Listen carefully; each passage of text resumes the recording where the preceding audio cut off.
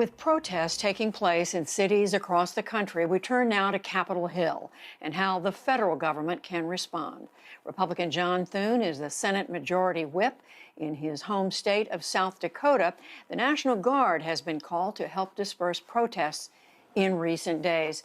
Senator Thune, thank you so much for joining us. I want to start with the president's actions yesterday in having peaceful protesters forcefully cleared out around the White House from that entire area so that he could walk over to St. John's Church for a photograph. As I'm sure you know, some of your Republican colleagues have been critical, including Tim Scott, who said he should not have used tear gas for a photo op, and Senator Ben Sasse, who said he was using the Bible as a political prop. Are they right? Well, I think that situation, Judy, a lot of it is in the eye of the beholder, and Trump supporters are going to say that was he was showing strength and evidencing his commitment to faith and principle, and obviously his detractors will say it's a photo op. I think my colleagues are coming down to kind of different conclusions about that. I think there's some dispute, however, about whether or not tear gas was being used there, but nevertheless, that was a decision made by the White House and their team to do an event there. And again, it's everybody's going to draw their own conclusions, as they usually do with this president, whose tactics and ways of communicating are certainly unconventional and in many ways unorthodox.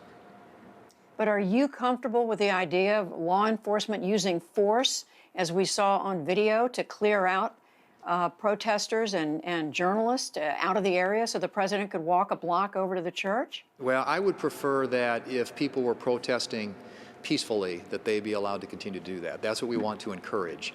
Now, my understanding is that there was a curfew that was being imposed at 7 o'clock and people were starting to disperse anyway.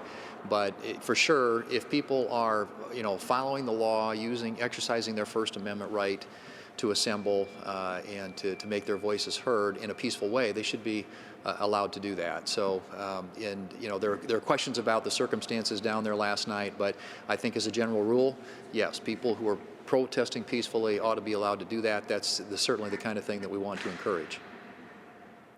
Should President Trump make remarks to the American people right now, Senator, beyond what he said about "I'm the law and order president"? I'm asking because the Washington Post is reporting that they're saying this about the president and some of his advisors, and I'm quoting, they calculated he shouldn't speak because, quote, he has nothing to say and had no tangible policy or actions to announce.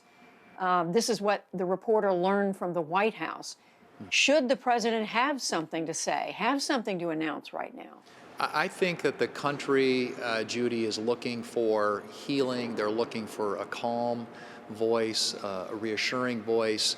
And I think that's the tone right now that the president needs to project. And sometimes, too often, when he resorts to his Twitter account, he doesn't always reflect that tone. But I think that right now, the thing that we ought to see, I hope we can see more of out of the president, is an appreciation for the frustration, the anger, the anxiety that people are feeling, observing these events around the country, and just being willing to listen. I think more than anything else right now, people want to have their voices heard. And I think the president, in a compassionate way, in a way that reflects humility and respect, should listen to people at a time like this. And so I hope we see more of that out of him and out of his team in the days ahead.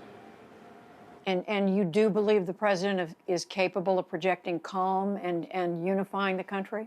Well, he does at times. Like I said, there clearly are instances and examples where the president, through the way that he says things, perhaps doesn't reflect or send the right message or the right tone. But I would hope, at least, as we move forward and continue to deal with the aftermath of these riots and these protests, that in addition to suggesting that we need to, protect lawful protest and ensure that there isn't lawlessness out there, he's obviously needs to, I think, make sure that there's order in the country as well, but also project a tone of the country that suggests that he understands what they're going through. In connection with that, Senator Thune, the Senate Majority Leader Mitch McConnell, just in the last couple of hours, told reporters that he believes that Congress has a role to play. He said in dealing with racial discrimination and police accountability. What exactly do Republicans in the Senate have in mind with regard to either of these big issues? Well, I think that's to be determined. I think what the leader was suggesting is that we want to be a constructive force. We understand, we get it. People feel very strongly right now, and clearly many of these things have been going on for way too long. And I think our country is ready for a period of healing. There have been some steps that have been taken in the past. You know, in 2017, we passed economic policies that I think have really enhanced the economic vitality in a lot of our minority communities in this country. Criminal justice reform was something that was passed here just in the last year or so, and that was a long sought after reform to our criminal justice system in this country. So I think there are things that we can do, and that was very bipartisan. It was something that was advocated by people on both the right and the left, and I think there are solutions like that that we ought to be looking at that I think send a message that we recognize the frustration and the sense of sort of helplessness that a lot of people in this country feel, and the fact that not everybody experiences our democracy and our history and our heritage the way that many of us have. I mean, those of us who've grown up in neighborhoods that didn't deal with a lot of the social unrest and economic challenge that we have in other neighborhoods in this country certainly have a lot to learn from those who've been through those experiences. And I think this is a period of time when we need to listen. And if there are solutions that are meaningful, we ought to be looking at what we can do to find some common ground. But just quickly, no timetable on that? No, I don't think there's a timetable, but I think I think what the leader was suggesting is that we are open to solutions, and we want to be a constructive force for change. Finally, Senator, I want to turn to the pandemic, which of course is still very much underway. People still getting sick, still dying. A lot of people still, millions of Americans out of work. The Paycheck Protection Program, money that has now been dispersed to businesses. Many of them have not been able to spend it yet. It has to do with a timetable for that. Time is running out before you get to the point where they will be required to spend the money. Legislation out there to extend the timetable. Is that going to be passed? Where does that stand right now? Well, there's a bill that originated in the House of Representatives that passed 417 to 1. Which is awaiting action in the Senate. I hope we can take action on this. These are changes that need to be made. We are running up against the clock, and we've got to work through some objections that certain senators have, but I hope we can get there.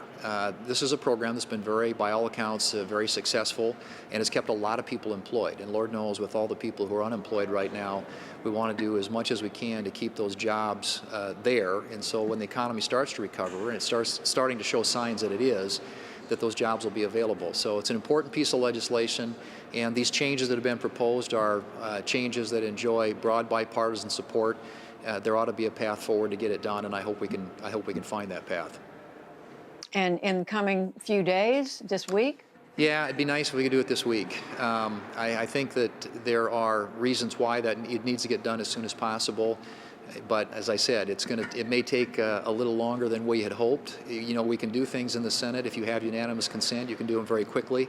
Unfortunately, we don't have unanimous consent at the moment. Senator John Thune of South Dakota, we appreciate it. Thank you very much. Thanks, Judy. Nice to be with you.